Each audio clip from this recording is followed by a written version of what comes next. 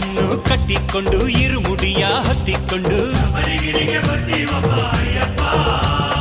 ನಿಷ್ಠೆಯಿಂದ ನೇಮದಿಂದ ಶರಣ ಘೋಷ ಮಾಡಿಕೊಂಡು ಗುರುಸ್ವಾಮಿ ಹೇಳುವಂತೆ ನಾವೆಲ್ಲ ನಡೆದುಕೊಂಡು ಎರುಮೇಲಿ ಕ್ಷೇತ್ರವನ್ನು ನಾವೆಲ್ಲ ನೋಡಿಕೊಂಡು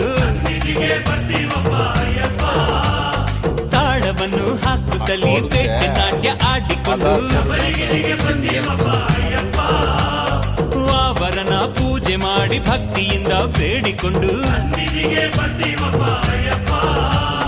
ಹೂದೋಟದಿ ಇರುವಂತಹ ಶಾಸ್ತಾನ